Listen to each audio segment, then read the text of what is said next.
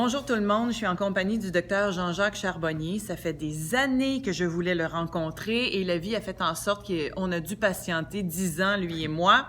Mais c'est une très belle rencontre. Jean-Jacques est au Québec, entre autres pour donner une série de conférences avec Geneviève Delpech et il repart bientôt en France, mais aussi pour donner une série d'ateliers. Série d'ateliers auxquels j'ai participé, des ateliers. Et là, je vais vous le présenter. C'est un médecin anesthésiste, réanimateur en France qui met vraiment au défi l'ordre des médecins chez vous, j'imagine un peu aussi, avec tout ce que tu es en train de débroussailler dans l'au-delà. Mais j'aimerais ça comprendre d'abord quel est l'objet de l'étude que tu fais présentement et pour laquelle tu as créé un atelier justement pour entrer en contact avec l'au-delà. Et par la suite, je vais vous raconter mon expérience puis on va le faire commenter là-dessus.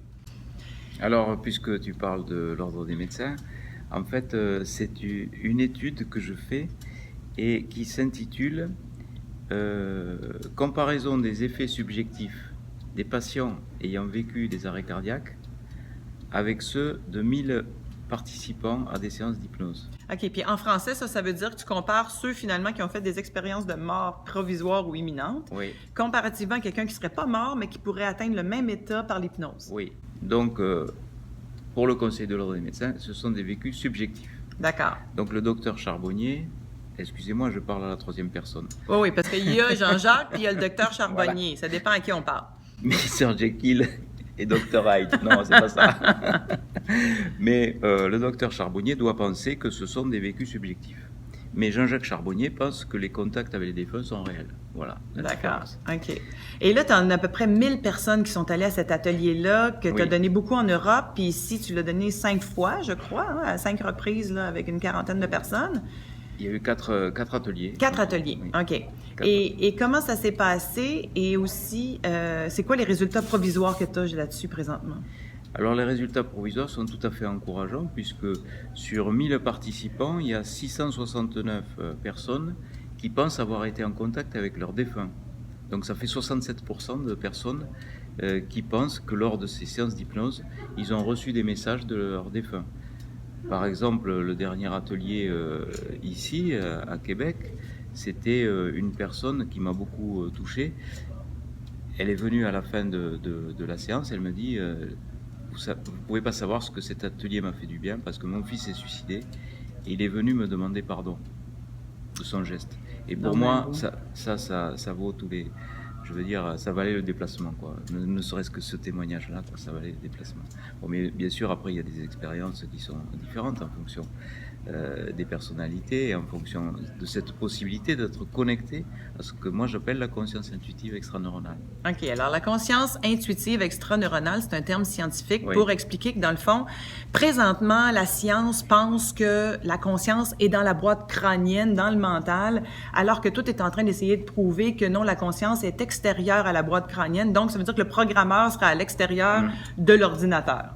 Oui, c'est-à-dire mon hypothèse, c'est de dire que dès que notre filtre réducteur d'informations, que j'appelle le cerveau, se met en veille, on a accès à une autre source d'information, la conscience intuitive extraneuronale, qui véritablement est mise en exergue lors de ces expériences de mort provisoire, où là, l'électroencéphalogramme est plat, on l'a montré, on l'a démontré, on le sait depuis mars 2001.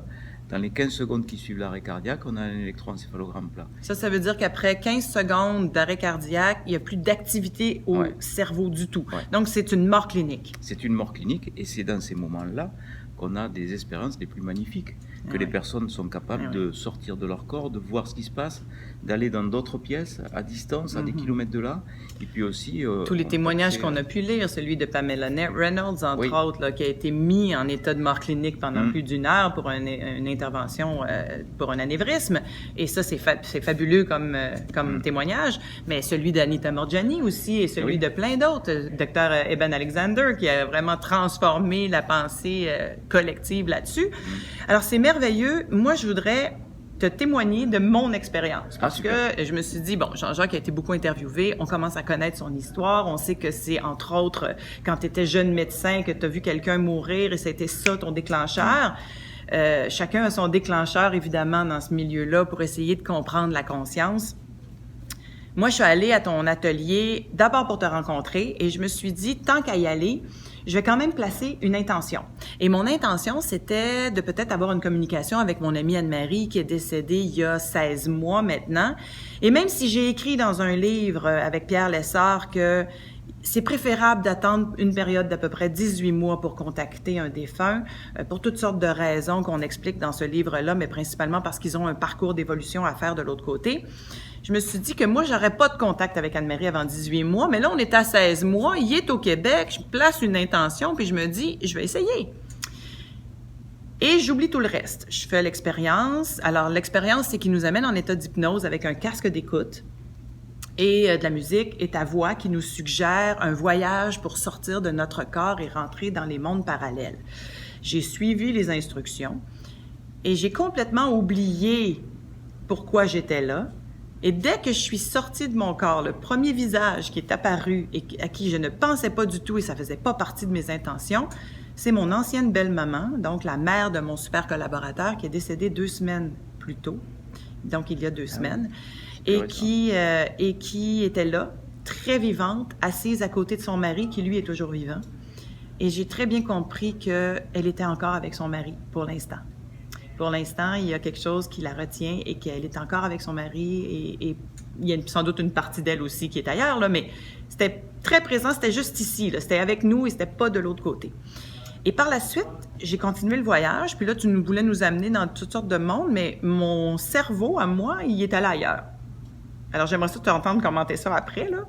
Mais moi, ma conscience est allée ailleurs. J'ai eu l'impression d'abord, au début, j'ai eu l'impression, oui, de voir beaucoup de personnes décédées, des visages asiatiques, plein de visages de femmes asiatiques. Après ça, des gens qui étaient plus en silhouette, des silhouettes, je te dirais, un peu ombragées, mais vivantes, là. Et par la suite, j'ai eu l'impression d'embarquer dans un vaisseau et de me promener. De me promener dans des mondes, j'ai visité une cité de cristal, j'ai vu après ça une représentation de la Mère Marie qui s'est transformée en déesse Isis. Puis là, je me souviens pas de ma mythologie, il va falloir que j'aille voir sur Google pour savoir s'il y a un lien entre les deux. Et par la suite, j'ai vu le visage de Jésus-Christ.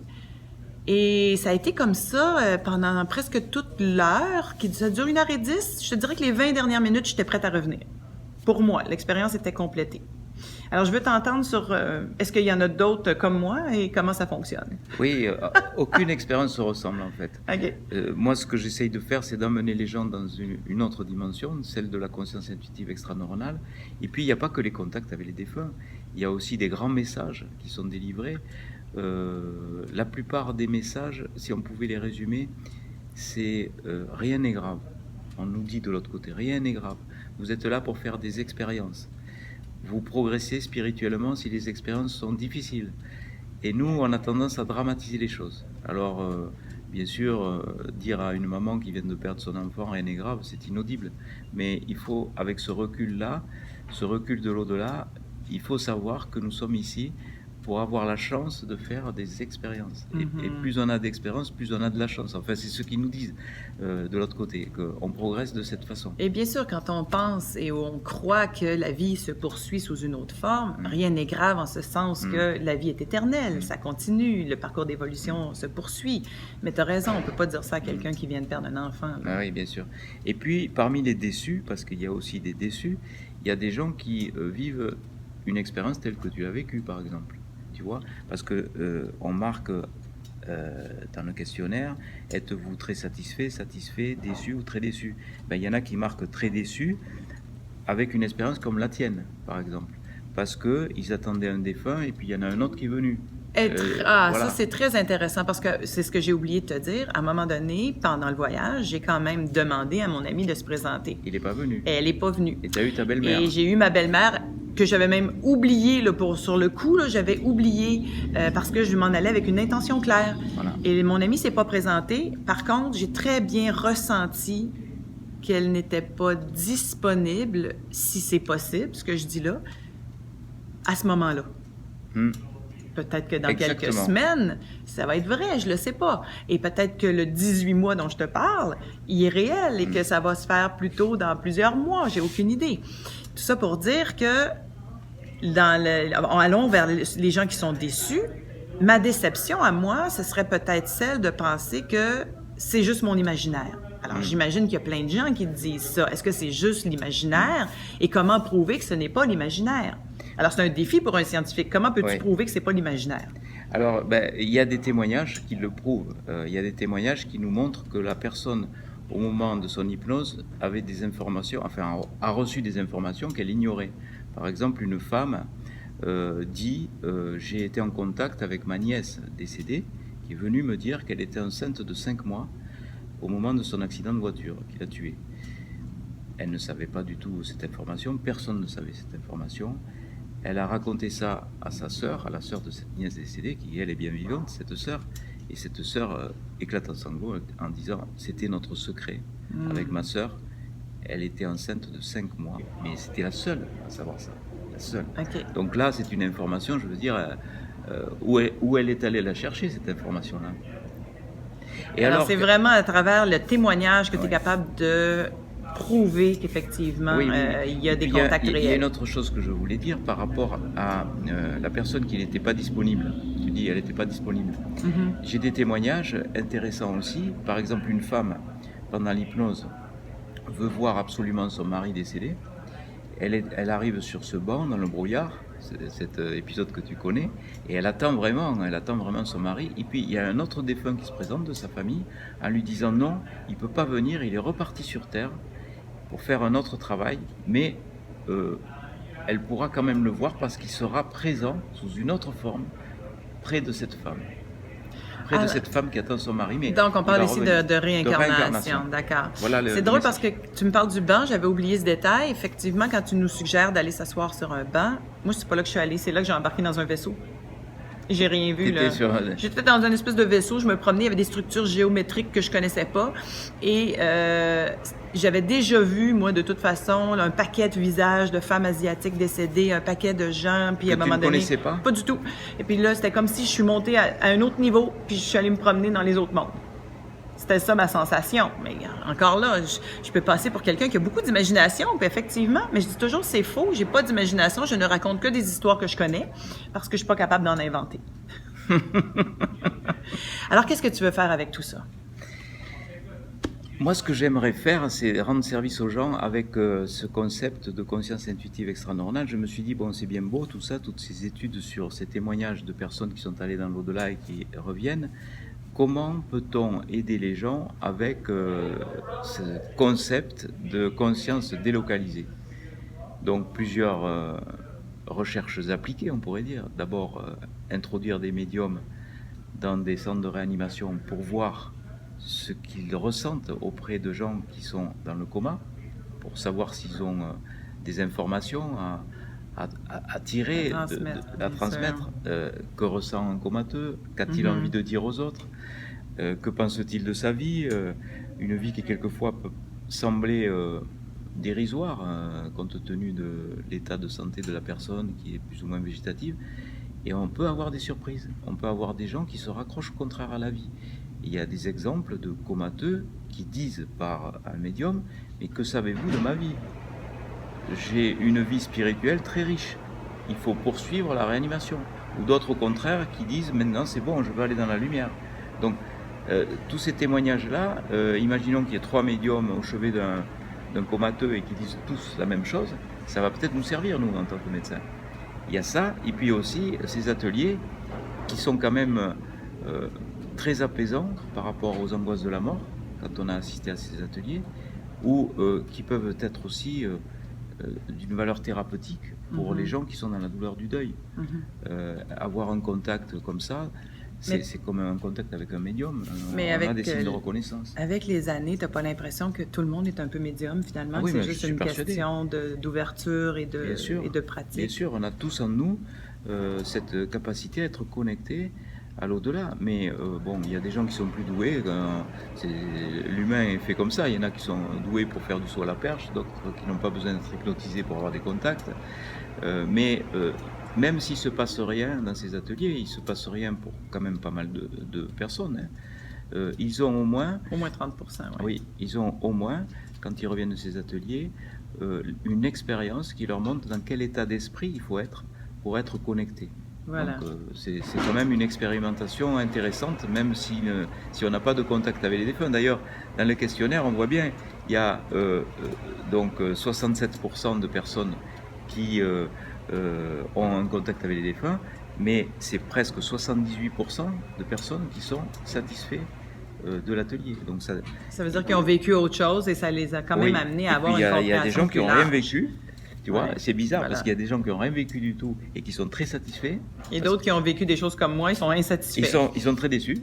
Alors, ils sont très déçus parce que soit le contact avec le défunt n'a pas duré assez longtemps, ils auraient voulu rester un petit peu plus avec lui, ou soit parce que c'est le mauvais défunt qui s'est présenté. Comme toi, tu aurais pu aussi bien marquer, je suis très déçu parce que c'est ma belle-mère et c'est pas mon. Ben écoute, avec les années, moi j'ai compris que, et c'est ma conviction personnelle, que la conscience survit au corps physique. Et quand ça a été réglé pour moi, c'était comme un gros check sur ma liste.